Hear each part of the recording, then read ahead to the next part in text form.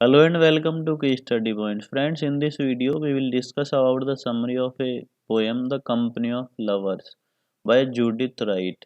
Judith Wright एक Australia की popular poet. उनकी इस पोएम को द कंपनी ऑफ लवर्स की समरी को हम डिस्कस करेंगे। समरी को डिस्कस करने से पहले इसकी कुछ प्रीफेस आपको बता देता हूँ। एक्चुअल में ये पोएम एक लव और फियर का हम बोल सकते हैं कि एक जक्स्टापोजिशन है। मतलब इसमें जो जूडिथ राइट हैं वो प्रेम को थोड़ा सा एक्सप्लेन करने की कोशिश करती हैं कि इस हेटफुल वर्ल्ड में हमको थोड़ा सा टाइम मतलब गुजारना चाहिए साथ में। और इनके अंदर डर की भावना बनी हुई है, डर है इन्हें, डेथ से बहुत ज़्यादा डर लग रहा है। इनके दो स्टेंजा की पोएम है, उसमें ऐसा फील होता है कि इनको ऐसा लगता है कि मृत्यु कभी भी आ जाएगी। तो वो डर है डेथ का, और उसमें वो बोलते हैं कि जैसे इसका टाइटल भी है द कंपनी ऑफ लवर्स, की जो लोग हैं वो एक दूसरे से प्रेम करें। और इस जो हालत में 1946 में पोएम लिखी थी जब वर्ल्ड वार सेकंड चल रहा था, ऑलमोस्ट ख़त्म होने वाला था। तो उस समय के हालात भी ऐसे ही थे कि चारों तरफ मृत्यु का साया था, लाखों लोग मारे जा चुके थे। तो उस डर के साए में कि कब मृत्यु किसको आके अपने आगोश में ले ले, इन्होंने इस पोएम को लिखा था। तो डर की फीलिंग्स, डेथ के प्रति जो डर है वो इस पोएम में देखी जा सकती हैं। तो इसकी समरी शुरू करते हैं।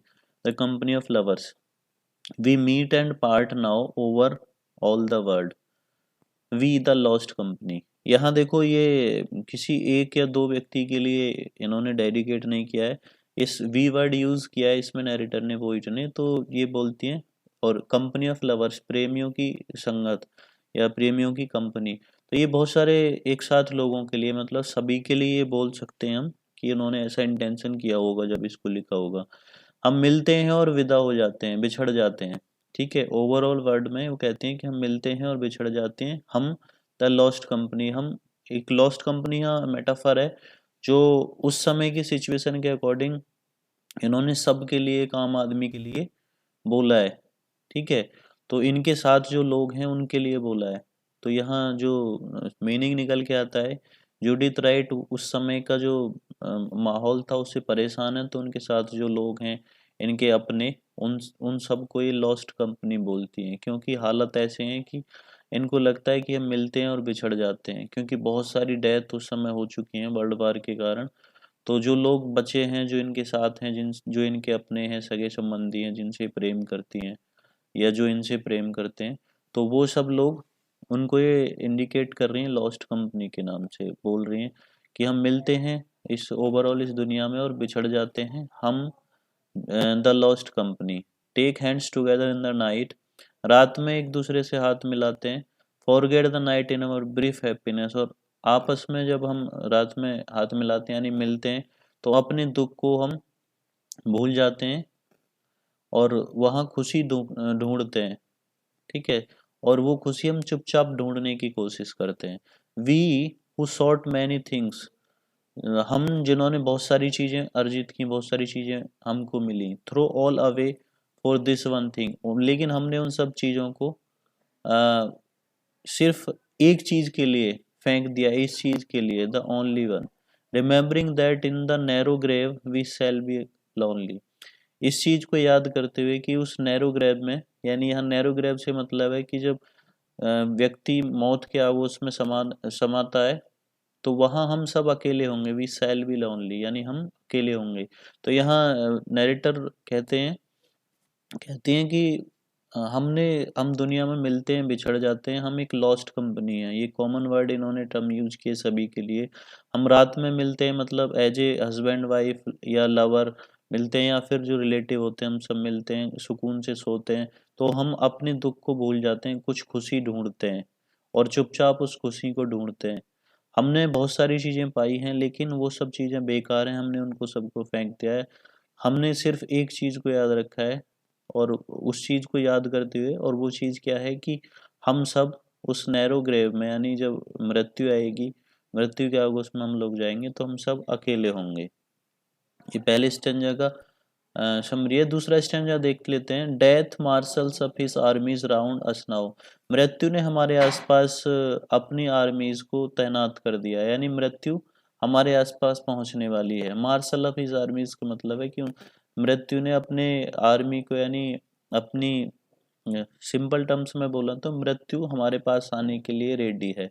There footsteps crowd too near, और उसके कदमों की आहट हमारे नज़दीक है, हमें सुनाई देती है। यहाँ क्राउड से मतलब आहट से है। फुट स्टेप क्राउड्स, कदमों की आहट हमारे नज़दीक है। Lock your warm hand about the chilling heart. अब ये यहाँ नरेटर का इंटेंशन जो है, इनके पास जो इनका लवर हो सकता है या कोई रिलेटिव हो सकता है, उससे बोलती है कि अपना हाथ मेरे चिलिंग हार्ट, यानी एकदम चिल होने वाले हार्ट पर रखो। And for a time I live without my fear, ताकि मैं कुछ समय के लिए बिना डर के जी सकूं। ठीक है। Grope in the night to find me and embrace, रात में के अंधेरे में मुझे ढूंढो और मुझे गले लगाओ। For the dark preludes of the drum begins, यहाँ ड्रम बिगिन से मतलब फिर वो इंडिकेशन है कि जो अंधेरा, घना अंधेरा हो रखा है, उसमें मतलब ड्रम बजने शुरू होंगे, यानी आहट शुरू होनी हो जाएगी। मृत्यु की आहट से सेंस बनता है यहाँ। And round us, round the company of lovers, death drew his cordons in, और हम सब जो प्रेमी हैं, हमारे आसपास जो डेथ है, उसने अपना कॉर्डन और नज़दीक बना दिया है। उसने कॉर्डन मतलब घेरा, उसने अपना घेरा खींच लिया है, बना लिया है, और वो बहुत जल्दी हमारे पास तक, हम तक आ जाएगी। तो यहाँ इसका एक सेंस निकलता है। नैरेटर चाहती हैं, पोइट चाहती हैं बोलना कि मृत्यु निश्चित है, हमारे आसपास ऐसा माहौल बना हुआ, पता नहीं हम कब मृत्यु के आगोश में चले जाएं। इसलिए हमको जो थोड़ा टाइम मिला है, हम रात में जो थोड़ा एक दूसरे के साथ समय गुजारते हैं, उसमें हम थोड़ा खुश हो जाते हैं। ठीक है। और इन लाइनों में सेकंड स्टेंजा में वो यहाँ इंडिकेट करती हैं कि वो किसी को बोल रही हैं कि वो आए और उनको गले लगाए और थोड़ा सुकून उनको मिले, क्योंकि क्या पता मृत्यु कब आ जाए। क्योंकि 1946 की बात है, उस समय चारों तरफ गोलाबारी होती रहती थी। तो उस समय का माहौल था जब जूडिथ राइट ने इस पोएम को लिखा था। तो यहाँ डर का, डेथ का जो डर है, वो आराम से विजिबल है, देखा जा सकता है। तो ये समरी थी, आपको पसंद आई है तो वीडियो को लाइक कीजिए, और हाँ, शेयर जरूर कीजिए आप अपने दोस्तों के साथ। Thank you.